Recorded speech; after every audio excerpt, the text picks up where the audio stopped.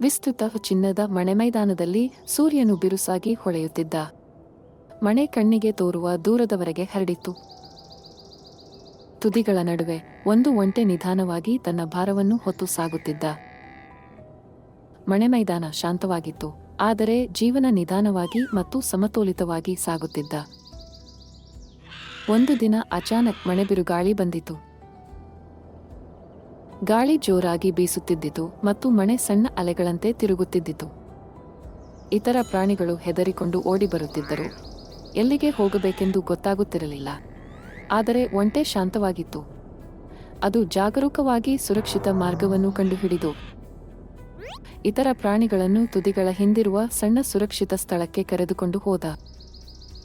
ಬಿರುಗಾಳಿ ಮುಗಿದ ನಂತರ ಎಲ್ಲಾ ಪ್ರಾಣಿಗಳು ಸುರಕ್ಷಿತವಾಗಿ ಇದ್ದರು ಮತ್ತು ಸಂತೋಷಪಟ್ಟರು. ಓಡಿಬರುವುದು ಅಥವಾ ಹೆದರಿಕೊಳ್ಳುವುದು ಸಹಾಯ ಮಾಡದು ಎಂಬುದನ್ನು ಅವರು ಅರ್ಥಮಾಡಿಕೊಂಡರು. ನಿಧಾನವಾಗಿ ನಡೆಯುವುದು, ಜಾಗರೂಕವಾಗಿ ಯೋಚಿಸುವುದು ಮತ್ತು ಶಾಂತವಾಗಿರುವುದು ಸವಾಲುಗಳನ್ನು ಎದುರಿಸಲು ಸರಿಯಾದ ಮಾರ್ಗ. ಆಮೇಲೆ ಒಂಟೆ ಒಂದು ಸಣ್ಣ ಹಸಿರು ಪ್ರದೇಶಕ್ಕೆ ಬಂದಿತು. ಹಚ್ಚ ನೀರು ಮತ್ತು ಹಸಿರು ಸಸ್ಯಗಳು ಕಾಯುತ್ತಿವೆ. ಒಂಟೆ ನಿಧಾನವಾಗಿ ಕುಡಿಯಿತು ಮತ್ತು ಪ್ರತಿಯೊಂದು ಉಸುಟು ಉಪಯೋಗಿಸಿಕೊಂಡಿತು. ಹತ್ತಿರದಲ್ಲಿ ಕೆಲವು ಮರಳು ಪಕ್ಷಿಗಳು ಹರ್ಷದಿಂದ ಹಾರುತ್ತಿವೆ.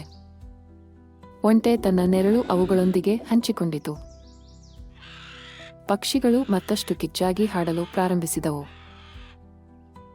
ದಿನಮುಖ್ಯವಾಗಿ ಮಣೆಮೈದಾನ ಬಿಸಿಯಾಗಿತ್ತು. ಆದರೆ ಒಂಟೆ ನಿಧಾನವಾಗಿ ನಡೆದು ಹೋದಿತು, ಬೇಗ ಹೊಚ್ಚಿಕೊಂಡಿಲ್ಲ. ಸೂರ್ಯ ಅಸ್ತಮಿಸುವಾಗ ಆಕಾಶವು ಕಿತ್ತಳೆ ಮತ್ತು ಗುಲಾಬಿ ಬಣ್ಣಗಳಲ್ಲಿ ಬದಲಾಯಿಸಿತು. ಒಂಟೆ ವಿಶ್ರಾಂತಿಯೊಂದಕ್ಕೆ ಸೂಕ್ತ ಸ್ಥಳವನ್ನು ಕಂಡು ಕಣ್ಣು ಮುಚ್ಚಿ ಶಾಂತವಾಗಿ ನಿದ್ದೆ ಮಾಡಿಕೊಂಡಿತು. ರಾತ್ರಿ ಆಕಾಶದಲ್ಲಿ ನಕ್ಷತ್ರಗಳು ನಿಧಾನವಾಗಿ ಹೊಳೆಯಲು ಪ್ರಾರಂಭಿಸಿದವು. ತಣಿವಾದ ಗಾಳಿ ಮಣೆಮೈದಾನವನ್ನು ಆರಾಮದಾಯಕ ಮಾಡಿತು. ಒಂಟೆ ಮತ್ತೊಂದು ಹೊಳೆಯುವ ದಿನವನ್ನು ಕನಸು ಕಂಡಿತು. ಧೈರ್ಯ, ಶಾಂತಿ ಮತ್ತು ಇತರರಿಗೆ ಸಹಾಯ ಮಾಡುವುದು ಸುರಕ್ಷತೆ, ಸಂತೋಷ ಮತ್ತು ಯಶಸ್ಸು ತರಬಹುದು. ಒಂದು ಹಸಿರನೆಯ ಕಾಡಿನಲ್ಲಿ ಕೋತಿ, ಜಿಂಕೆಮರಿ ಮತ್ತು ಆಮೆ ಮೂವರು ಒಳ್ಳೆಯ ಸ್ನೇಹಿತರಾಗಿ ವಾಸಿಸುತ್ತಿದ್ದರು. ಅವರು ಪ್ರತಿದಿನವೂ ಸೇರಿ ಆಟವಾಡುತ್ತಿದ್ದರು. ಕೋತಿ ಮರಗಳ ಮೇಲೆ ಹತ್ತಿ ಹಣ್ಣುಗಳನ್ನು ಕಿತ್ತು ತಂದು ಎಲ್ಲರಿಗೂ ಕೊಡುತ್ತಿತ್ತು. ಜಿಂಕೆಮರಿ ಹಸಿರು ಹುಲ್ಲು ತಂದು ಸ್ನೇಹಿತರ ಜೊತೆ ಹಂಚಿಕೊಳ್ಳುತ್ತಿತ್ತು. ಆಮೆ ನಿಧಾನವಾಗಿ ಕತೆಗಳನ್ನು ಹೇಳಿ ಎಲ್ಲರನ್ನೂ ನಗಿಸುತ್ತಿತ್ತು. ಅವರು ಯಾವಾಗಲೂ ಸಂತೋಷದಿಂದ ಇದ್ದರು. ಒಂದು ದಿನ ಜಿಂಕೆಮರಿ ಹುಲ್ಲನ್ನು ಹುಡುಕಲು ಹೋದಾಗ ಅದು ಬೇಟೆಗಾರನ ಬಲೆಗೆ ಸಿಕ್ಕಿಬಿಟ್ಟಿತು. ಜಿಂಕೆಮರಿ ಭಯಪಟ್ಟು ಅತ್ತಿತು ಮತ್ತು ಅಯ್ಯೋ, ಯಾರಾದರೂ ನನ್ನನ್ನು ಕಾಪಾಡಿ ಎಂದು ಕಿರುಚಿತು. ಅದನ್ನು ಕೇಳಿದ ಕೋತಿಯು ಆಮೆಯು ತಕ್ಷಣ ಓಡಿಬಂದರು. ಕೋತಿ ಬಲೆಯನ್ನು ಹರಿಯಲು ಪ್ರಯತ್ನಿಸಿತು. ಆದರೆ ಹಗ್ಗ ಬಹಳ ಬಲವಾಗಿದ್ದರಿಂದ ಸಾಧ್ಯವಾಗಲಿಲ್ಲ. ಅಷ್ಟರಲ್ಲಿ ಆಮೆ ಹೇಳಿತು, ನಾನು ನಿಧಾನವಾಗಿ ಕಚ್ಚಿ ಬಿಡುಗಡೆ ಮಾಡುತ್ತೇನೆ. ಆಮೆ ತನ್ನ ತೀಕ್ಷ್ಣವಾದ ಹಲ್ಲಿನಿಂದ ಹಗ್ಗವನ್ನು ಕಚ್ಚಿ ಮೆಲ್ಲಗೆ ಮೆಲ್ಲಗೆ ಜಿಂಕೆಮರಿಯನ್ನು ಬಿಡಿಸಿತು.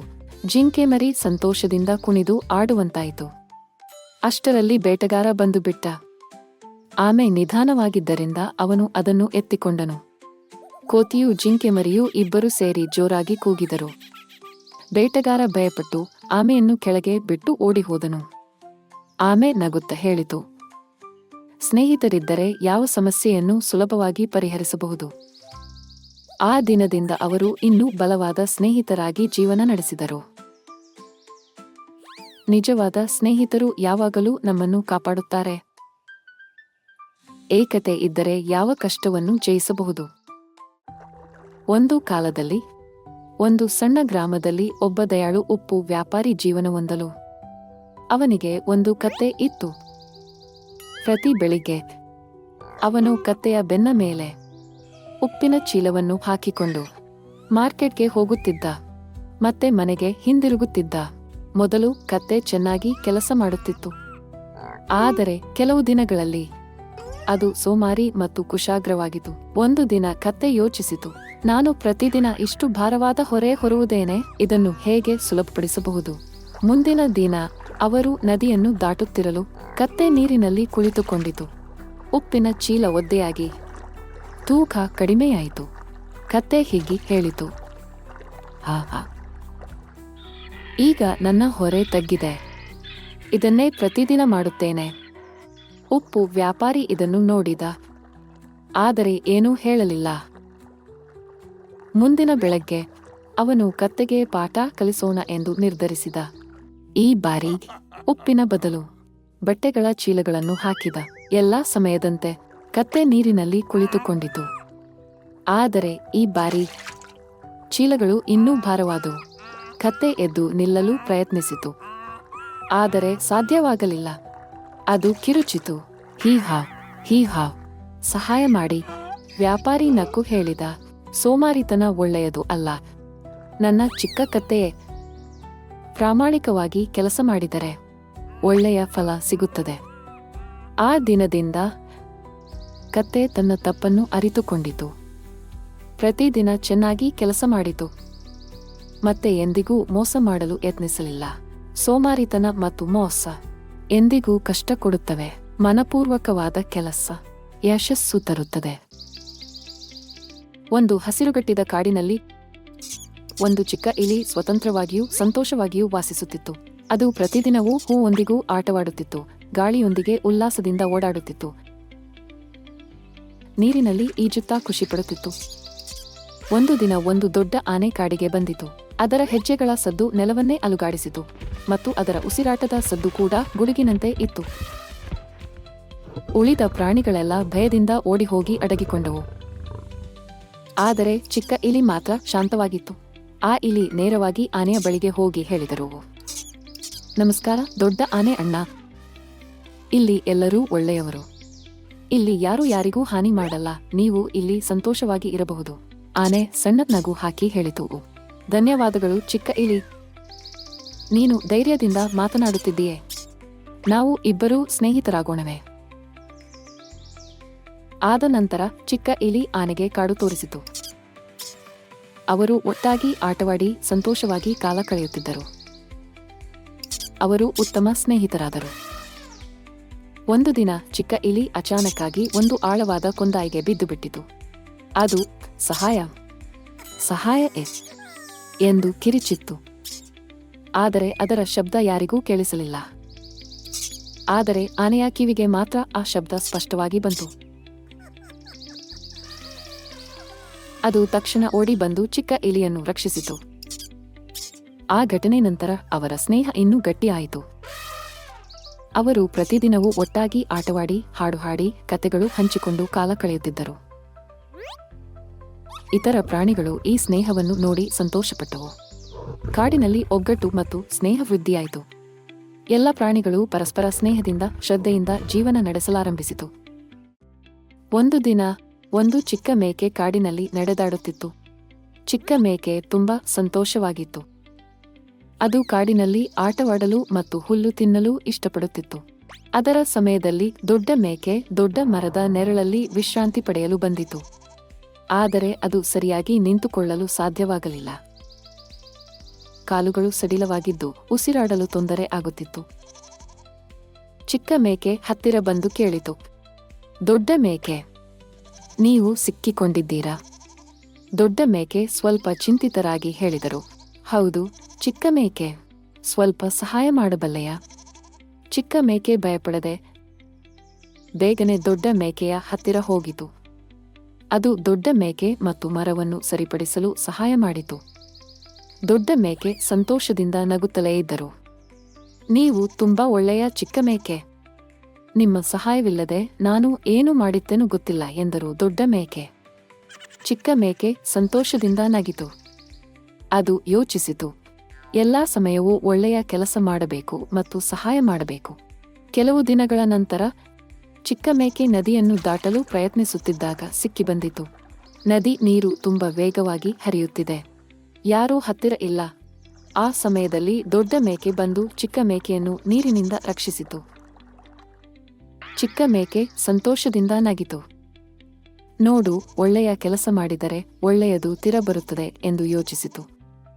ಆ ದಿನದಿಂದ ಚಿಕ್ಕ ಮೇಕೆ ಮತ್ತು ದೊಡ್ಡ ಮೇಕೆ ಒಳ್ಳೆಯ ಗೆಳೆಯರಾಗಿದ್ದು ಯಾವಾಗಲೂ ಒಬ್ಬರೊಬ್ಬರ ಸಹಾಯ ಮಾಡುತ್ತಿದ್ದರು. ಒಳ್ಳೆಯ ಕೆಲಸ ಮಾಡಿದರೆ ಒಳ್ಳೆಯದು ತಿರಬರುತ್ತದೆ.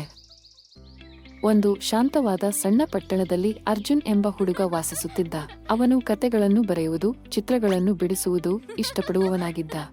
ಒಂದು ದಿನ ಶಾಲೆಯ ಚೀಲವನ್ನು ಸ್ವಚ್ಛಗೊಳಿಸುತ್ತಿದ್ದಾಗ ಅವನಿಗೆ ಹಳೆಯ ಪೆನ್ಸಿಲ್ ಸಿಕ್ಕಿತು. ಅದರ ತುದಿ ಬೆಳ್ಳಿಯಂತೆ ಮಿನುಗುತ್ತಿತ್ತು. ಆ ಪೆನ್ಸಿಲ್ ಏಕಾಏಕಿ ಮಾತಾಡಲು ಶುರು ಮಾಡಿತು. ನಮಸ್ಕಾರ ಅರ್ಜುನ, ನಾನು ಮಾತನಾಡುವ ಪೆನ್ಸಿಲ್. ನೀನು ಏನು ಬರೆಯುತ್ತೀಯೋ ಅದನ್ನು ನಾನು ಜೀವಂತ ಮಾಡಬಹುದು. ಅರ್ಜುನ ಆಶ್ಚರ್ಯದಿಂದ ಬರೆದ ಒಂದು ದೊಡ್ಡ ಚಾಕೊಲೇಟ್ ಕೇಕ್. ತಕ್ಷಣವೇ ರುಚಿಯಾದ ಕೇಕ್ ಅವನ ಮುಂದೆ ಕಾಣಿಸಿಕೊಂಡಿತು. ಮುಂದಿನ ದಿನ ಪೆನ್ಸಿಲ್ ನಿಧಾನವಾಗಿ ಹೇಳಿತು, ಅರ್ಜುನ, ನನ್ನನ್ನು ಒಳ್ಳೆಯ ಕೆಲಸಗಳಿಗೆ ಮಾತ್ರ ಬಳಸಬೇಕು. ಕೆಲವು ದಿನಗಳ ನಂತರ ಅರ್ಜುನ ಶಾಲಾ ಪುಸ್ತಕಾಲಯದಲ್ಲಿ ಒಂದು ಹಳೆಯ ಪುಸ್ತಕ ಕಂಡುಹಿಡಿದ. ಅದನ್ನು ತೆರೆಯುತ್ತಿದ್ದಂತೆ ಪುಸ್ತಕ ಮಿನುಗಿತು. ನಾನು ಮಾಂತ್ರಿಕ ಪುಸ್ತಕ. ಜಗತ್ತಿನ ಎಲ್ಲ ಜ್ಞಾನವೂ ನನ್ನೊಳಗೆ ಇದೆ. ನೀನು ನನ್ನನ್ನು ಓದಿದರೆ ನಿನ್ನ ಪ್ರತಿಭೆಯನ್ನು ಸರಿಯಾಗಿ ಬಳಸುವುದು ಕಲಿಸುತ್ತೇನೆ ಅಂದಿತು. ಆದರೆ ಅರ್ಜುನ ಅದನ್ನು ಲೆಕ್ಕಿಸಲೇ ಇಲ್ಲ. ಅವನು ಪ್ರತಿದಿನ ಪೆನ್ಸಿಲ್ನಿಂದ ಸಿಹಿ ತಿಂಡಿಗಳು, ಆಟಿಕೆಗಳು, ಆಟಗಳನ್ನು ಮಾತ್ರ ಮಾಡಿಸುತ್ತಿದ್ದ. ಸ್ವಲ್ಪ ದಿನಗಳಲ್ಲಿ ಅವನ ಸ್ನೇಹಿತರು ಅಸೂಯೆ ಪಡುವುದಕ್ಕೆ ಶುರು ಮಾಡಿದರು. ಅರ್ಜುನನಿಗೂ ಸಂತೋಷ ಇಲ್ಲವಾಗಿತ್ತು. ಒಂದು ಸಂಜೆ ಮಾಂತ್ರಿಕ ಪುಸ್ತಕ ಮೃದುವಾಗಿ ಹೇಳಿತು, ಅರ್ಜುನ, ನಿಜವಾದ ಸಂತೋಷ ಮಾಂತ್ರಿಕದಿಂದ ಬರುವುದಿಲ್ಲ. ಅದು ಹಂಚಿಕೊಳ್ಳುವಲ್ಲಿ, ಕಲಿಯುವಲ್ಲಿ, ಶ್ರಮಿಸುವಲ್ಲಿಯೇ ಬರುತ್ತದೆ. ನಿನ್ನ ಪೆನ್ಸಿಲ್ ಅನ್ನು ನಿನಗಾಗಿ ಮಾತ್ರವಲ್ಲ, ಇತರರಿಗೆ ಸಹಾಯ ಮಾಡಲು ಉಪಯೋಗಿಸು. ಅರ್ಜುನ್ ಯೋಚಿಸಿ ಮರುದಿನ ಮಾತನಾಡುವ ಪೆನ್ಸಿಲ್ನಿಂದ ಒಳ್ಳೆಯದನ್ನು ಚಿತ್ರಿಸಿದನು. ಪುಸ್ತಕಗಳಿಲ್ಲದ ಮಕ್ಕಳಿಗೆ ಪುಸ್ತಕಗಳು, ಹಸಿದವರಿಗೆ ಆಹಾರ, ಆಟಿಕೆಗಳಿಲ್ಲದ ಮಕ್ಕಳಿಗೆ ಆಟಿಕೆಗಳು. ಅದಾಗ ಮಾಂತ್ರಿಕ ಪುಸ್ತಕ ಬೆಳಗುತ್ತಾ ಹೇಳಿತು, ಈಗ ನೀನು ನಿಜವಾದ ಮಾಂತ್ರಿಕವನ್ನು ಕಲಿತಿದ್ದೀಯಾ, ಕರುಣೆ ಮತ್ತು ಹಂಚಿಕೊಳ್ಳುವುದು. ಆ ದಿನದಿಂದ ಅರ್ಜುನ ತನ್ನ ಪ್ರತಿಭೆಯನ್ನು ಒಳ್ಳೆಯದಕ್ಕಾಗಿ ಮಾತ್ರ ಉಪಯೋಗಿಸುತ್ತಿದ್ದ. ಮಾತನಾಡುವ ಪೆನ್ಸಿಲ್ ಮತ್ತು ಮಾಂತ್ರಿಕ ಪುಸ್ತಕ ಅವನ ಜೀವನದ ಸ್ನೇಹಿತರಾದರು. ಒಂದು ಆಳವಾದ, ಶಾಂತವಾದ ಕಾಡಿನಲ್ಲಿ ಒಂದು ಎತ್ತರವಾದ ಹಳೆಯ ಮರ ಇತ್ತು. ಆ ಮರದ ಮೇಲಿನ ಕೊಂಬೆಯಲ್ಲಿ ಒಂದು ಜ್ಞಾನಿಯಾದ ಗೂಬೆ ವಾಸಿಸುತ್ತಿತ್ತು. ಶಾಂತವಾಗಿ, ಎಚ್ಚರಿಕೆಯಿಂದ. ಸೂರ್ಯ ಅಸ್ತಮಿಸಿದಾಗ ಮತ್ತು ನಕ್ಷತ್ರಗಳು ಹೊಳೆಯಲು ಪ್ರಾರಂಭಿಸಿದಾಗ ಗೂಬೆ ತನ್ನ ಬಂಗಾರದ ಕಣ್ಣುಗಳನ್ನು ತೆರೆದಿತು. ಮಿಯುತ್ತದ ಕಾಡು ನಿದ್ರಿಸುತ್ತಿತ್ತು. ಆದರೆ ಗೂಬೆ ಎಚ್ಚರವಾಗಿತ್ತು. ಇದು ಅದರ ಪ್ರಪಂಚವನ್ನು ನೋಡುವ ಸಮಯವಾಗಿತ್ತು.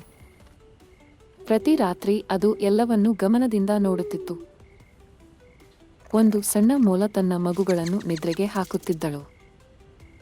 ಒಂದು ಅಳಿಲು ನಾಳೆಯ ಊಟಕ್ಕಾಗಿ ಕಾಯಿ ಮುಚ್ಚಿ ಇಡುತ್ತಿದ್ದಳು. ಒಂದು ನರಿ ರೈತನ ಹೊಲದ ಹತ್ತಿರ ನಿಧಾನವಾಗಿ ನಡೆಯುತ್ತಿದ್ದಿತು. ಮತ್ತು ಚಂದ್ರನ ಬೆಳಕಿನಲ್ಲಿ ಚಿಕ್ಕ ಕೀಟಗಳು ಮೃದುವಾಗಿ ಹಾಡುತ್ತಿದ್ದವು. ಗೂಬೆ ಒಂದು ಪದವೂ ಮಾತನಾಡಲಿಲ್ಲ. ಅದು ನೋಡಿತು, ಕೇಳಿತು, ಕಲಿತು. ಪ್ರತಿ ರಾತ್ರಿ ಅದು ದಯೆಯನ್ನು, ಕುತಂತ್ರವನ್ನು ನೋಡುತ್ತಿತ್ತು. ಆದರೆ ಅದು ಶಾಂತವಾಗಿಯೇ ಇತ್ತು. ಪ್ರತಿದಿನ ಸ್ವಲ್ಪ ಹೆಚ್ಚು ಜ್ಞಾನಿಯಾಗುತ್ತಿತ್ತು. ಒಂದು ರಾತ್ರಿ ಕಾಡು ಗದ್ದಲದಿಂದ ತುಂಬಿತು. ಎಲ್ಲಾ ಪ್ರಾಣಿಗಳು ವಾದಿಸುತ್ತಿದ್ದವು. ನಾನೇ ಹೆಚ್ಚು ಚತುರ ಎಂದು ನರಿ ಹೇಳಿತು. ಇಲ್ಲ, ನಾನೇ ಹೆಚ್ಚು ದಯಾಳು ಎಂದು ಮೊಲ ಹೇಳಿತು. ಆ ಸಮಯದಲ್ಲಿ ಆ ಎತ್ತರದ ಮರದ ಮೇಲಿನಿಂದ ಒಂದು ಆಳವಾದ, ಮೃದುವಾದ ಧ್ವನಿ ಕೇಳಿಸಿತು. ನನ್ನ ಪ್ರಿಯ ಸ್ನೇಹಿತರೆ ಎಂದು ಗೂಬೆ ಹೇಳಿತು, ನಾನು ಎಷ್ಟು ಹೆಚ್ಚು ನೋಡುತ್ತೇನೆ ಅಷ್ಟು ಕಡಿಮೆ ಮಾತನಾಡುತ್ತೇನೆ. ನಾನು ಎಷ್ಟು ಕಡಿಮೆ ಮಾತನಾಡುತ್ತೇನೆ ಅಷ್ಟು ಹೆಚ್ಚು ಕೇಳುತ್ತೇನೆ. ನಾನು ಎಷ್ಟು ಹೆಚ್ಚು ಕೇಳುತ್ತೇನೆ ಅಷ್ಟು ಜ್ಞಾನಿಯಾಗುತ್ತೇನೆ. ಕಾಡು ಮೌನಗೊಂಡಿತು. ಚಂದ್ರನ ಬೆಳಕು ಪ್ರತಿಯೊಂದು ಮುಖದ ಮೇಲೂ ಮೃದುವಾಗಿ ಹೊಳೆಯಿತು. ಆ ರಾತ್ರಿ ನಂತರ ಪ್ರಾಣಿಗಳು ಮೃದುಸ್ವರದಲ್ಲಿ ಮಾತನಾಡಲು, ಹೆಚ್ಚು ಕೇಳಲು ಆರಂಭಿಸಿದವು. ಮತ್ತು ಆ ಗೂಬೆ ಹಾಗೆ ಜ್ಞಾನಿಗಳಾಗಲು ಪ್ರಯತ್ನಿಸಿದವು. ನಿಜವಾದ ಜ್ಞಾನ ಮಾತನಾಡುವುದರಲ್ಲಿ ಅಲ್ಲ, ಕೇಳುವುದರಲ್ಲಿ ಇದೆ. ಒಂದು ಕಾಲದಲ್ಲಿ ಒಂದು ಕಾಗೆ ರುಚಿಕರ ಚೀಸ್ ತುಂಡನ್ನು ಕಂಡಿತು. ಅದು ಚೀಸ್ ಹಿಡಿದು ಎತ್ತರದ ಮರದ ಮೇಲಕ್ಕೆ ಹಾರಿತು. ಇದು ನನ್ನ ಊಟ ಎಂದು ಕಾಗೆ ಯೋಚಿಸಿತು. ನಾನು ಇದನ್ನು ಸಂತೋಷದಿಂದ ತಿನ್ನಬೇಕೆಂದು ಬಯಸುತ್ತೇನೆ.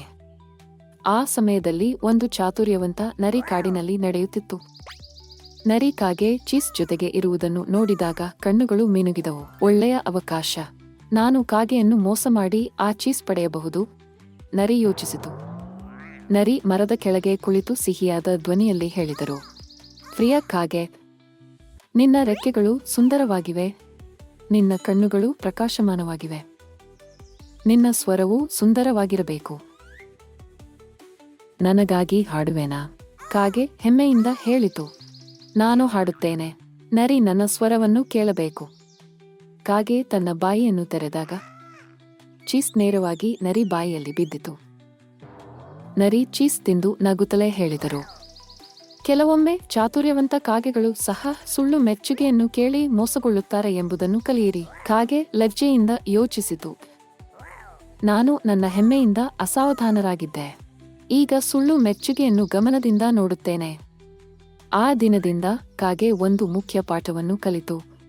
ಮೆಚ್ಚುಗೆಗಳು ಸುಂದರವಾಗಿರಬಹುದು, ಆದರೆ ಅವು ನಿಮ್ಮನ್ನು ಅಸಾವಧಾನಗೊಳಿಸಬಾರದು. ಒಂದು ಕಾಲದಲ್ಲಿ ಹಸಿರಿನಿಂದ ತುಂಬಿದ ಸುಂದರ ಕಾಡಿನಲ್ಲಿ ಒಂದು ಚಿಕ್ಕ ಮೊಲ ವಾಸಿಸುತ್ತಿತ್ತು. ಅದು ಯಾವಾಗಲೂ ಕುತೂಹಲದಿಂದ ಆಟವಾಡುತ್ತಾ ಸಾಹಸಗಳಿಗೆ ಸಿದ್ಧವಾಗಿಯೇ ಇರುತ್ತಿತ್ತು. ಒಂದು ಸೂರ್ಯಕಿರಣಗಳ ಬೆಳಗಿನ ಜಾವ ಕಾಡಿನಲ್ಲಿ ಜಿಗಿದು ಆಟವಾಡುತ್ತಾ ಇರುವಾಗ ಮೊಲ ನೆಲದಲ್ಲಿ ಮಿಂಚುತ್ತಿರುವುದನ್ನು ಕಂಡಿತು. ಅಯ್ಯೋ, ಇದು ಏನು ಎಂದು ಆಶ್ಚರ್ಯಪಟ್ಟಿತು. ಅದು ಒಂದು ಸುಂದರವಾದ ಇಂದ್ರಚಾಪದ ರೇನ್ಬೋ ಕೀಲಿ. ಮೊಲ ಅದನ್ನು ತೆಗೆದುಕೊಂಡು ನೋಡಿತು. ಇದು ಖಂಡಿತವಾಗಿಯೂ ಒಂದು ಮಾಯಾ ಕೀಲಿಯಂತೆ ಕಾಣುತ್ತಿದೆ, ಆದರೆ ಯಾವ ತಾಳೆಯದು ಎಂದು ಆಲೋಚಿಸಿತು. ಹಠಾತ್ತನೆ ಮೃದುಸ್ವರದಲ್ಲಿ ಒಂದು ಧ್ವನಿ ಕೇಳಿಸಿತು, ಇದು ಇಂದ್ರಚಾಪದ ಬಾಗಿಲಿನ ಕೀಲಿ. ಆದರೆ ನೆನಪಿಡು, ಒಳ್ಳೆಯ ಹೃದಯವಿರುವವರು ಮಾತ್ರ ಈ ಕೀಲಿಯನ್ನು ಬಳಸಬಹುದು. ಮೊಲ ತುಂಬಾ ಆಶ್ಚರ್ಯಪಟ್ಟಿತು. ತನ್ನೊಳಗೆ ಯೋಚಿಸಿತು, ನಾನೊಬ್ಬಳೇ ಬಾಗಿಲು ತೆರೆದರೆ ಸಂತೋಷವು ಕ್ಷಣ ಮಾತ್ರ ಇರುತ್ತದೆ, ಆದರೆ ಸ್ನೇಹಿತರ ಜೊತೆ ಸೇರಿ ತೆರೆದರೆ ಸಂತೋಷವು ಶಾಶ್ವತವಾಗುತ್ತದೆ. ಅದು ತಕ್ಷಣ ಸ್ನೇಹಿತರನ್ನು ಕರೆದಿತು. ಓ ಅಳಿಲೆ, ಬೇಗ ಬಾ. ಚಿಕ್ಕ ಜಿಂಕೆ ಮರಿಯೇ, ನೀನೂ ಕೂಡ ಬಾ. ಪಕ್ಷಿಯೇ, ನನ್ನ ಜೊತೆ ಹಾರಿ ಬಾ. ಎಲ್ಲರೂ ಉತ್ಸಾಹದಿಂದ ಬಂದರು. ಒಟ್ಟಾಗಿ ಸೇರಿ ಇಂದ್ರಚಾಪದ ಕೀಲಿಯನ್ನು ಬಾಗಿಲಿಗೆ ಹಾಕಿದರು. ಬಾಗಿಲು ನಿಧಾನವಾಗಿ ತೆರೆದಿತು. ಒಳಗೆ ನೋಡುತ್ತಿದ್ದಂತೆ ಅವರ ಕಣ್ಣುಗಳು ಹರ್ಷದಿಂದ ತುಂಬಿದವು. ಅಲ್ಲಿ ಮಿನುಗುತ್ತಿರುವ ಕ್ಯಾರೆಟ್ಗಳು, ಸಿಹಿಯಾದ ಹಣ್ಣುಗಳು, ರುಚಿಯಾದ ಬೆರಿಗಳು ಮತ್ತು ಮಾಯಂತೆ ಹೊಳೆಯುತ್ತಿರುವ ಹೂಗಳು ಇದ್ದವು. ಸ್ನೇಹಿತರು ಸಂತೋಷದಿಂದ ಜಿಗಿದರು. ಅವರು ಒಟ್ಟಾಗಿ ತಿಂದರು, ನಕ್ಕರು. ಇಂದ್ರಚಾಪದ ಬಣ್ಣಗಳ ಮಧ್ಯೆ ಕುಣಿದು ಆನಂದಿಸಿದರು. ಚಿಕ್ಕ ಮೊಲ ನಕ್ಕುಕೊಂಡೇ ಹೇಳಿತು, ನೋಡಿ ಸ್ನೇಹಿತರೆ, ನಾವು ಹಂಚಿಕೊಂಡಾಗ ಮಾತ್ರ ಸಂತೋಷ ಹೆಚ್ಚಾಗುತ್ತದೆ. ಆ ದಿನದಿಂದ ಮೊಲ ಮತ್ತು ಅದರ ಸ್ನೇಹಿತರು ಕಲಿತರು, ಲೋಕದ ದೊಡ್ಡದನ ಆ ಇಂದ್ರಚಾಪದ ಕಿಲಿ ಅಲ್ಲ, ಆದರೆ ಪ್ರೀತಿ ಹಂಚಿಕೊಳ್ಳುವುದೇ ನಿಜವಾದ ಸಂಪತ್ತು. ಹಂಚಿದಾಗ ಸಂತೋಷ ದ್ವಿಗುಣವಾಗುತ್ತದೆ. ಒಂದು ಸುಂದರ ಬೆಳಗ್ಗೆ ಲಿಲ್ಲಿ ಉದ್ಯಾನವನಕ್ಕೆ ಹೋಗಿದ್ದಳು. ಅವಳ ಬಳಿ ಒಂದು ದೊಡ್ಡ ಕೆಂಪು ಬಲೂನ್ ಇತ್ತು. ಅದು ಗಾಳಿಯಲ್ಲಿ ತೇಲುತ್ತಿತ್ತು. ಲಿಲ್ಲಿ ಅದನ್ನು ಸಂತೋಷದಿಂದ ನೋಡುತ್ತಿದ್ದಳು. ಅವಳು ಮುಗುಳ್ನಗುತ್ತಾ ಉಯ್ಯಾಲೆಯ ಹಿಂದೆ ಓಡಿದಳು. ಅಚಾನಕ್ ದೊಡ್ಡ ಗಾಳಿ ಬುತ್ತಿತ್ತು. ಬಲೂನ್ ಹಾರಿ ಹೋಯಿತು. ಅಯ್ಯೋ ಇಲ್ಲ ಎಂದು ಲಿಲ್ಲಿ ಕೂಗಿದಳು. ಅವಳು ಬೇಗನೆ ಓಡಿದಳು. ಉಯ್ಯಾಲೆ ದಾಟಿ, ಕೊಳ ದಾಟಿ, ಆದರೆ ಬಲೂನ್ ಮೇಲಕ್ಕೆ ಹಾರಿತು. ಸ್ವಲ್ಪ ಹೊತ್ತಿಗೆ ಓಡಿದ ಮೇಲೆ ಲಿಲ್ಲಿ ನಿಂತುಕೊಂಡಳು. ಅವಳು ದಣಿದಳು ಮತ್ತು ದುಃಖದಿಂದ ಬಿದ್ದಂತಾಗಿ ಹೇಳಿದಳು, ನನ್ನ ಬಲೂನ್ ಮೇಲಕ್ಕೆ ಹೋಯಿತೆಯಾ? ಆ ಕ್ಷಣದಲ್ಲಿ ಮರದಿಂದ ಒಂದು ಮಧುರವಾದ ಧ್ವನಿ ಕೇಳಿಸಿತು. ಮೇಲೆಗೆ ನೋಡು. ಲಿಲ್ಲಿ ತಲೆಯೆತ್ತಿ ಮೇಲಕ್ಕೆ ನೋಡಿದಳು. ಅಲ್ಲಿ ಒಂದು ಸ್ನೇಹಭರಿತ ಅಣಿಲು ಇದ್ದಿತು. ಇದು ನಿನ್ನ ಬಲೂನ್ ಅಂದಿತು ಅಣಿಲು. ಅದು ಮರದ ಕೊಂಬೆಗಳಲ್ಲಿ ಸಿಕ್ಕಿಕೊಂಡಿತ್ತು. ಅಣಿಲು ತನ್ನ ಸಣ್ಣ ಕೈಗಳಿಂದ ಬಲೂನ್ ಅನ್ನು ನಿಧಾನವಾಗಿ ತಳ್ಳಿತು. ಅದು ತೇಲುತ್ತಾ ತೇಲುತ್ತಾ ನೇರವಾಗಿ ಲಿಲ್ಲಿಯ ಕೈಗಳಿಗೆ ಬಂದು ಸೇರಿತು. ಧನ್ಯವಾದಗಳು ಅಣಿಲೆ ಎಂದು ಲಿಲ್ಲಿ ಖುಷಿಯಿಂದ ಹೇಳಿದಳು. ಆ ದಿನದಿಂದ ಪ್ರಾರಂಭಿಸಿ ಲಿಲ್ಲಿ ಯಾವಾಗಲೂ ತನ್ನ ಬಲೂನ್ ಅನ್ನು ಕೈಯಲ್ಲಿ ಕಟ್ಟಿಕೊಂಡಿರುತ್ತಾಳೆ. ಮತ್ತು ಪ್ರತಿ ಸಲ ಉದ್ಯಾನವನಕ್ಕೆ ಬಂದಾಗಲೆಲ್ಲ ಮರದ ಮೇಲಿರುವ ಆ ಹೊಸ ಸ್ನೇಹಿತನಿಗೆ ನಗುತ್ತಾ ಕೈ ಚಲಿಸುತ್ತಾಳೆ. ಒಂದು ಸಣ್ಣ ಗ್ರಾಮದಲ್ಲಿ ರವಿ ಎಂಬ ಸರಳ ಬಾಲಕನಿದ್ದ. ಅವನು ಪ್ರತಿದಿನ ತನ್ನ ಚಿಕ್ಕ ಕಾರ್ಯಾಗಾರದಲ್ಲಿ ಶ್ರಮಪಟ್ಟು ಕೆಲಸ ಮಾಡಿ ಮಣ್ಣಿನಿಂದ ಕುಂಡೆಗಳು, ಕಪ್ಗಳು ಹಾಗೂ ಜಾಡಿಗಳನ್ನು ತಯಾರಿಸುತ್ತಿದ್ದ. ತನ್ನ ಕೆಲಸವನ್ನು ಅವನು ಬಹಳ ಇಷ್ಟಪಟ್ಟಿದ್ದನು. ಪ್ರತಿಯೊಂದು ಕುಂಡೆಯನ್ನು ಸುಂದರವಾಗಿ ಮಾಡಲು ಯಾವಾಗಲೂ ತನ್ನ ಶ್ರೇಷ್ಠ ಪ್ರಯತ್ನವನ್ನು ಮಾಡುತ್ತಿದ್ದ. ಒಂದು ಬೆಳಿಗ್ಗೆ ರವಿ ಯೋಚಿಸಿದ, ಇಂದು ನಾನು ಯಾರೂ ನೋಡಿರದ ಅತ್ಯುತ್ತಮ ಕುಂಡೆಯನ್ನು ತಯಾರಿಸುತ್ತೇನೆ. ಅವನು ಎಚ್ಚರಿಕೆಯಿಂದ ಉತ್ತಮ ಮಣ್ಣನ್ನು ಆರಿಸಿಕೊಂಡು ಕುಂಡೆಯನ್ನು ರೂಪಿಸಲು ಶುರು ಮಾಡಿದ. ಆದರೆ ಕೆಲಸ ಮಾಡುತ್ತಿದ್ದಾಗ ಕುಂಡೆಯ ಒಂದು ಬದಿಯಲ್ಲಿ ಚಿಕ್ಕ ಚಿರಾಟ ಮೂಡಿತು. ಅಯ್ಯೋ ಎಂದು ರವಿ ಉಸಿರೆಳೆದ. ಈ ಕುಂಡೆ ಸರಿಯಾಗಿಲ್ಲ. ಅವನು ಅದನ್ನು ಪಕ್ಕಕ್ಕೆ ಇಟ್ಟು ಮತ್ತೊಂದು ತಯಾರಿಸಲು ಪ್ರಾರಂಭಿಸಿದ. ಈ ಬಾರಿ ಆಕಾರ ಸರಿಯಾಗಿದ್ದರೂ ಹಿಡಿ ಸ್ವಲ್ಪ ವಂಕಿಯಾಗಿ ಹೊರಬಂದಿತು. ಇದು ಸರಿಯಿಲ್ಲ ಎಂದು ಅವನು ವಿಷಾದದಿಂದ ಹೇಳಿದ. ಒಂದು ದಿನ ಪೂರ್ತಿ ರವಿ ಹಲವು ಕುಂಡೆಗಳನ್ನು ತಯಾರಿಸಿದರೂ ಪ್ರತಿಯೊಂದರಲ್ಲೂ ಸ್ವಲ್ಪ ದೋಷ ಇತ್ತು. ಒಂದು ಗುಂಡಿ ಅಥವಾ ಸ್ವಲ್ಪ ಅಸಮಕೋನ. ಸಂಜೆ ವೇಳೆಗೆ ಅವನು ದಣಿದು ನಿರಾಶನಾದ. ಅಷ್ಟರಲ್ಲಿ ಒಬ್ಬ ವಯಸ್ಸಾದ ಮಹಿಳೆ ಅವನ ಕಾರ್ಯಾಗಾರಕ್ಕೆ ಬಂದಳು. ಆಕೆ ಪ್ರೀತಿಯಿಂದ ರವಿಗೆ ಹೇಳಿದಳು, ನಿನ್ನ ಕುಂಡೆಗಳಲ್ಲಿ ಒಂದನ್ನು ನಾನು ಕೊಂಡುಕೊಳ್ಳಬಹುದೇ? ನನ್ನ ಹಳೆಯ ಕುಂಡೆ ಒಡೆದಿದೆ. ರವಿ ತಗಡಿನ ಶೆಲ್ಫ್ ತೋರಿಸಿ ಹೇಳಿದ, ನಿಮಗೆ ಬೇಕಾದ್ದನ್ನು ತೆಗೆದುಕೊಳ್ಳಿ, ಆದರೆ ಅವು ಪರ್ಫೆಕ್ಟ್ ಅಲ್ಲ. ವಯಸ್ಸಾದ ಮಹಿಳೆ ನಗುತ್ತಾ ಚಿಕ್ಕ ಚಿರಾಟವಿದ್ದ ಕುಂಡೆಯನ್ನು ಆರಿಸಿಕೊಂಡಳು. ಆಕೆ ಅದನ್ನು ನೀರಿನಿಂದ ತುಂಬಿ ಮನೆಗೆ ತೆಗೆದುಕೊಂಡು ಹೋದಳು. ಮರದಿನ ಆಕೆ ಮತ್ತೆ ಬಂತಳು. ಅವಳ ಕಣ್ಣಲ್ಲಿ ಸಂತೋಷ ಮಿನುಗುತ್ತಿತ್ತು. ರವಿ, ಗೊತ್ತಾ ನಿನಗೆ, ನಾನು ಈ ಕುಂಡೆಯಲ್ಲಿ ನೀರು ತೆಗೆದುಕೊಂಡು ಹೋಗುವ ಪ್ರತಿ ಸಾರಿ ಕೆಲವು ಹನಿಗಳು ಚಿರಾಟದ ಮೂಲಕ ಬೀಳುತ್ತವೆ. ಅವು ನನ್ನ ದಾರಿಯಲ್ಲಿರುವ ಹೂಗಳಿಗೆ ನೀರು ಕೊಡುತ್ತವೆ. ನಿನ್ನ ಅಪೂರ್ಣ ಕುಂಡೆಗೆ ಧನ್ಯವಾದಗಳು. ಈಗ ನನ್ನ ದಾರಿಯಲ್ಲಿ ಸುಂದರ ಹೂಗಳು ಅರಳಿವೆ. ರವಿ ಆಶ್ಚರ್ಯದಿಂದ ಆಕೆಯನ್ನು ನೋಡಿದ. ಅವನ ಮನಸ್ಸು ಸ್ಪರ್ಶಿತವಾಯಿತು. ಅವನು ತಿಳಿದುಕೊಂಡ ಅಪೂರ್ಣವಾದದ್ದು ಸಹ ಲೋಕಕ್ಕೆ ಸಂತೋಷ ಮತ್ತು ಒಳ್ಳೆಯತನ ತರುವ ಶಕ್ತಿ ಹೊಂದಿದೆ. ಒಂದು ಚಿಕ್ಕ ಹಳ್ಳಿಯಲ್ಲಿ ಅರುಣ್ ಎಂಬ ಒಳ್ಳೆಯ ಹುಡುಗನಿದ್ದ. ಅವನು ಯಾವಾಗಲೂ ಎಲ್ಲರಿಗೂ ಸಹಾಯ ಮಾಡುತ್ತಿದ್ದ, ನಗುತ್ತಲೇ ಇರ್ತಿದ್ದ. ಒಂದು ದಿನ ಶಾಲೆಯಿಂದ ಮನೆಗೆ ಬರುತ್ತಿದ್ದಾಗ ಒಂದು ದೊಡ್ಡ ಮರದ ಕೆಳಗೆ ಹೊಳೆಯುವ ಕೆಂಪು ಸೇಬು ಕಂಡ. ಅವನು ಹೇಳಿದ, ಅಯ್ಯೋ, ಎಷ್ಟು ಸುಂದರವಾದ ಸೇಬು. ಅವನಿಗೆ ಹಸಿವಾಗಿತ್ತು. ಸೇಬು ತುಂಬಾ ರುಚಿಯಾಗಿತ್ತು. ಪಕ್ಕದಲ್ಲೇ ಒಂದು ಚಿಕ್ಕ ಬುಟ್ಟಿ ಇತ್ತು. ಅದರಲ್ಲಿ ಬರೆದಿತ್ತು, ಸೇಬು ಮಾರಾಟಕ್ಕೆ, ಒಂದು 5 ರೂಪಾಯಿ. ಅರುಣ್ ಯೋಚಿಸಿದ, ಇದು ಹಣ್ಣು ಮಾರುವ ಮಾವನದ್ದಿರಬಹುದು. ಅವನು ಸ್ವಲ್ಪ ಸಮಯ ಯೋಚಿಸಿದ. ಯಾರೂ ನೋಡಿಲ್ಲ, ನಾನು ತಿನ್ನಬಹುದು. ಆದರೆ ಅವನ ಹೃದಯ ಹೇಳಿತು, ಇದು ತಪ್ಪು.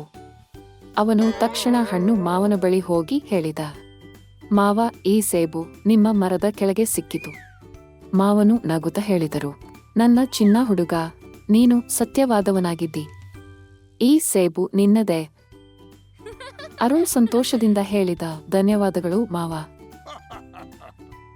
ಅವನು ಸೇಬು ತೆಗೆದುಕೊಂಡ ಕೈಗಳಿಂದ ಮಾತ್ರವಲ್ಲ, ಸತ್ಯತೆಯಿಂದ ತುಂಬಿದ ಹೃದಯದಿಂದ. ಆ ದಿನದಿಂದ ಎಲ್ಲರೂ ಅವನನ್ನು ಸತ್ಯವಾದ ಅರುಣ್ ಎಂದು ಕರೆಯುತ್ತಿದ್ದರು. ಪ್ರತಿ ಸಲ ಸೇಬು ನೋಡಿದಾಗ ಅವನು ಯೋಚಿಸುತ್ತಿದ್ದ, ಸತ್ಯ ಎಂದಿಗೂ ಸಿಹಿಯಾಗಿರುತ್ತದೆ. ಒಂದು ಸುಂದರವಾದ ಬೆಳಿಗ್ಗೆ ತಾರಾ ಸಂತೋಷದಿಂದ ಕಡಲ ತೀರದಲ್ಲಿ ನಡೆದುಕೊಂಡು ಹೋಗುತ್ತಿದ್ದಳು. ಮೃದುವಾದ ಮಣ್ಣು ಅವಳ ಪಾದಗಳನ್ನು ಮುಟ್ಟಿತು. ಅಲೆಗಳು ನಿಧಾನವಾಗಿ ತಿರುಗುತ್ತಾ ಶಲ್ ಶಲ್ ಎ ಎಂಬ ಶಬ್ದವನ್ನು ಉಂಟುಮಾಡುತ್ತಿದ್ದವು.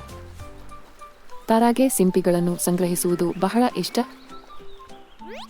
ಅವಳು ಚಿಕ್ಕ ಚಿಕ್ಕ ಸಿಂಪಿಗಳನ್ನು, ಮೆರೆದಿಳಿಯುವ ಬಣ್ಣದ ಚಿಪ್ಪುಗಳನ್ನು ಎತ್ತಿ ನೋಡುತ್ತಿದ್ದಳು. ಒಂದು ಸಿಂಪಿ ಹೃದಯ ಆಕಾರದಲ್ಲಿತ್ತು. ಅವಳು ಅದನ್ನು ತೆಗೆದುಕೊಂಡು ಕಿವಿಯ ಹತ್ತಿರವಿಟ್ಟು ಕೇಳಿದಳು. ಪ್ರತಿಯೊಂದು ಸಿಂಪಿ ಕೂಡ ಕಡಲದ ರಹಸ್ಯಗಳನ್ನು ಹಂಚಿಕೊಳ್ಳುವಂತೆ ತೋರುವಂತಿತ್ತು. ಅವಳು ಇನ್ನೂ ಕಡಲ ತೀರವಾಚಿ ನಡೆಯುತ್ತಿದ್ದಾಗ ಮಣ್ಣಿನಲ್ಲಿ ತುಂಬಿಕೊಂಡಿರುವ ಲಾಲಿತ್ಯವಂತದ ಮೆರೆದಿಳಿಯುವ ಪ್ರತಿಯೊಂದು ಸಿಂಪಿ ಕೂಡ ಕಡಲದ ರಹಸ್ಯಗಳನ್ನು ಹಂಚಿಕೊಳ್ಳುವಂತೆ ತೋರುವಂತಿತ್ತು. ಅವಳ ಕಣ್ಣನ್ನು ಸೆಳೆಯಿತು. ಓಹ್ ಎಂದು ತಾರಾ ಆಶ್ಚರ್ಯದಿಂದ ಅದನ್ನು ಎತ್ತಿ ನೋಡಿದಳು. ಆ ಕ್ಷಣ ಒಂದು ಸಣ್ಣ ಧ್ವನಿ ಕೇಳಿಸಿತು. ನನ್ನನ್ನು ಕಂಡ ಡ್ಯಾಫ್ರ ಧನ್ಯವಾದಗಳು. ತಾರಾ ಸುತ್ತಲೂ ನೋಡಿದಳು. ಅಲ್ಲಿ ಯಾರೂ ಇರಲಿಲ್ಲ. ಆ ಧ್ವನಿ ಸಿಂಪಿನಿಂದ ಬರುತ್ತಿತ್ತು. ನಾನು ಒಂದು ಮಾಂತ್ರಿಕ ಸಿಂಪಿ ಎಂದು ಅದು ನಿಧಾನವಾಗಿ ಹೇಳಿತು. ನಾನು ನಿನಗೆ ಒಂದು ಇಚ್ಛೆಯನ್ನು ನೆರವೇರಿಸಬಲ್ಲೆ. ತಾರಾ ಸ್ವಲ್ಪ ಯೋಚಿಸಿದಳು.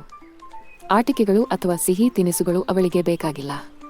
ತಾರಾ ನಗುತ್ತಾ ಹೇಳಿದಳು, ನನ್ನ ಇಚ್ಛೆ ಎಂದರೆ ಕಡಲಿನ ಎಲ್ಲ ಜೀವಿಗಳು ಯಾವಾಗಲೂ ಸುರಕ್ಷಿತವಾಗಿಯೂ ಸಂತೋಷದಿಂದಿರಬೇಕು. ಸಿಂಪಿ ಪ್ರಭೆಯಾಗಿ ಮೆರೆದಿತು. ನಂತರ ನಿಧಾನವಾಗಿ ತಾರಾದ ಕೈಗಳಿಂದ ಹೊರಬಂದು ಅಲೆಗಳೆಡೆಗೆ ಜಿಗಿದು ಮರೆಯಿತು. ಆ ಕ್ಷಣದಿಂದ ಕಡಲ ಮಡಿಲು ಸಂತೋಷದಿಂದ ತುಂಬಿತು. ಡಾಲ್ಫಿನ್ಗಳು ಮೇಲೆ ಜಿಗಿದು ಆಟವಾಡಿದವು. ಆಮೆಗಳು ತಮ್ಮ ಕಾಲುಗಳನ್ನು ಆಲಿಯುತ್ತಾ ನೃತ್ಯವಾಡಿದವು. ಬಣ್ಣ ಬಣ್ಣದ ಮೀನುಗಳು ಸುತ್ತಮುತ್ತಲೂ ತೇಲಿ ನೃತ್ಯ ಮಾಡಿದವು. ತಾರಾ ಇವನ್ನೆಲ್ಲ ನೋಡಿ ಸಂತೋಷವಾಯಿತು. ಅಂದು ರಾತ್ರಿ ತಾರಾ ಮಲಗಿದ್ದಾಗ ಕಡಲ ಗಾಳಿ ನಿಧಾನವಾಗಿ ಅವಳ ಕಿಟಕಿಯಿಂದ ಒಳಗೆ ಬಂದಿದೆ. ಒಂದು ಮೃದು ಧ್ವನಿ ಕೇಳಿಸಿತು. ಧನ್ಯವಾದಗಳು ತಾರಾ. ತಾರಾ ನಗಿದಳು. ಒಂದು ಚಿಕ್ಕ ಹೃದಯದಿಂದ ಹುಟ್ಟಿದ ಇಚ್ಛೆಯೂ ಸಹ ದೊಡ್ಡ ಬದಲಾವಣೆಯನ್ನು ತಂದಿಡಬಹುದು ಎಂಬುದನ್ನು ಅವಳು ಅರಿತುಕೊಂಡಳು. ಒಂದು ಸುಂದರ ಸಂಜೆ ಸಮಯ. ಬಾಲಕಿ ಅಭಿ ಶಾಲೆಯಿಂದ ಸಂತೋಷದಿಂದ ಮನೆಗೆ ವಾಪಸ್ ಬಂತು. ತಾನು ಬಹಳ ಇಷ್ಟಪಡುವ ಟೆಡ್ಡಿ ಬೊಮ್ಮೆಯೊಂದಿಗೆ ಆಡಲು ಅವಳು ಓಡಿಕೊಂಡು ಬಂತು. ಅಚಾನಕ್ ಅವಳ ಕಣ್ಣಿಗೆ ಏನೋ ತೋಚಿತು. ಟೆಡ್ಡಿಯ ಒಂದು ಕಣ್ಣು ಕಾಣಿಸುತ್ತಿಲ್ಲ ಎಂದು ಅಭಿ ಆತುರದಿಂದ ತಾಯಿಗೆ ಹೇಳಿದರು. ತಾಯಿ ಅಡಿಗೆ ಮನೆಯಲ್ಲಿದ್ದ ಅವರು ಹೊರಬಂದು ಹೇಳಿದರು, ಅಭಿ, ಅದು ನಿಶ್ಚಯವಾಗಿ ಇಲ್ಲಿ ಎಲ್ಲಾದರೂ ಬಿದ್ದಿರಬಹುದು. ಚಿಂತೆ ಮಾಡಬೇಡ, ನಾವು ಇಬ್ಬರು ಸೇರಿ ಹುಡುಕೋಣವೇ? ಸರಿ ಅಮ್ಮ ಎಂದು ಹೇಳುತ್ತಿದ್ದಂತೆಯೇ ಇಬ್ಬರೂ ಮನೆ ಮೂಡಲೆಲ್ಲ ಹುಡುಕತೊಡಗಿದರು. ಅಭಿಯ ಮುಖದಲ್ಲಿ ನಿರಾಶೆ ಸ್ಪಷ್ಟವಾಗಿ ಕಾಣುತ್ತಿತ್ತು. ತಾಯಿ ಪ್ರೀತಿಯಿಂದ ಹೇಳಿದರು, ಇಲ್ಲಿ ಎಲ್ಲಾದರೂ ಇರಬಹುದು, ಸಹನೆಯಿಂದ ಹುಡುಕೋಣ. ಆ ಕ್ಷಣದಲ್ಲಿ ಅಭಿ ಇದ್ದಕ್ಕಿದ್ದಂತೆ ಕೂಗಿದನು, ಅಮ್ಮ, ಇಲ್ಲಿದೆ ನೋಡಿ, ಟೆಡ್ಡಿಯ ಕಣ್ಣು ಮೇಜಿನ ಕೆಳಗೆ ಇದೆ. ಅವಳು ಬೊಮ್ಮೆಯನ್ನು ಎತ್ತಿ ಸಂತೋಷದಿಂದ ತಾಯಿಗೆ ಕೊಟ್ಟಳು. ತಾಯಿ ನಗುತ್ತಾ ಹೊಲಿಗೆ ಪೆಟ್ಟಿಗೆಯನ್ನು ತೆಗೆದುಕೊಂಡು ನಿಧಾನವಾಗಿ ಟೆಡ್ಡಿಯ ಕಣ್ಣನ್ನು ಹೊಲೆಯತೊಡಗಿದರು. ಟೆಡ್ಡಿಯ ಕಣ್ಣು ಈಗ ಸರಿಯಾದೀತು. ಈಗ ನೀನು ನಿನ್ನ ಟೆಡ್ಡಿಯನ್ನು ಮತ್ತೆ ನೋಡಲು ಸಿದ್ಧಳಾ ಎಂದು ತಾಯಿ ಕೇಳಿದರು. ಅಭಿ ಖುಷಿಯಿಂದ ಒಪ್ಪಂಗೊಳ್ಳಿ ತಾಯಿಯನ್ನು ತಬ್ಬಿಕೊಂಡು ಧನ್ಯವಾದಗಳು ಅಮ್ಮ ಎಂದು ಹೇಳಿದರು. ತಾಯಿ ನಗುತ್ತಾ ಉತ್ತರಿಸಿದರು, ನಿನ್ನಿಗಾಗಿ ನಾನು ಏನಾದರೂ ಮಾಡುತ್ತೇನೆ. ಆ ರಾತ್ರಿ ಅಭಿ ತನ್ನ ಟೆಡ್ಡಿಯನ್ನು ಪ್ರೀತಿಯಿಂದ ತನ್ನ ಹತ್ತಿರ ಇಟ್ಟುಕೊಂಡು ಮೃದುವಾಗಿ ಹೇಳಿದರು, ಟೆಡ್ಡಿ, ಇನ್ನು ಮುಂದೆ ನಿನಗೆ ಏನೂ ಆಗದಂತೆ ನಾನು ನನ್ನ ಅಮ್ಮ ಕೂಡ ನೋಡಿಕೊಳ್ಳುತ್ತೇವೆ. ಸಂತೋಷದಿಂದ ಅಭಿ ಟೆಡ್ಡಿಯನ್ನು ತಬ್ಬಿಕೊಂಡು ನಿದ್ರೆ ಹೊತ್ತಳು. ಅಭಿ ಸಿಹಿ ಕನಸುಗಳಲ್ಲಿ ಮುಳುಗಿದಳು.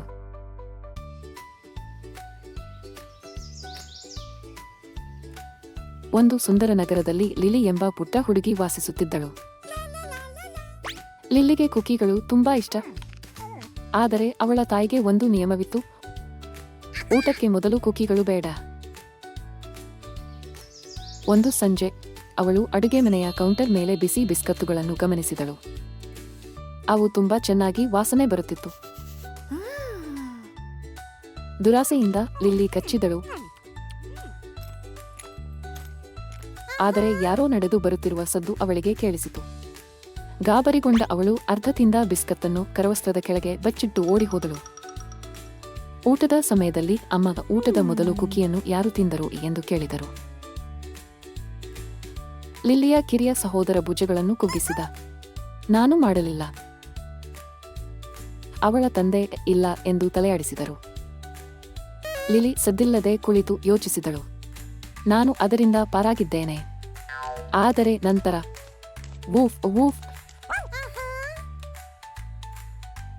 ಅವರ ಪುಟ್ಟ ನಾಯಿಮರಿ ಮುಖದ ಮೇಲೆ ಚಾಕೋಲೇಟ್ ತುಂಡುಗಳೊಂದಿಗೆ ಓಡಿ ಬಂದಿತು. ಲಿಲಿ ಉಸಿರುಗಟ್ಟಿದಳು. ಓಹ್ ಇಲ್ಲ. ಅವಳ ತಾಯಿ ಅರ್ಧ ತಿಂದ ಬಿಸ್ಕತ್ತು ಕಂಡು ಹುಬ್ಬು ಮೇಲೆತ್ತಿದಳು. ಲಿಲಿ ನಿಟ್ಟುಸಿರು ಬಿಟ್ಟಳು. ಸರಿ, ನಾನು ತಿಂದೆ, ಆದರೆ ನಾಯಿಮರಿ ತುಂಡುಗಳನ್ನು ಕದ್ದಿದೆ. ತಾಯಿ ಮುಗುಳ್ನಕ್ಕಳು. ನೀನು ಕೇಳಿದ್ದರೆ ಊಟದ ನಂತರ ಒಂದನ್ನು ಕೊಡುತ್ತಿದ್ದೆ.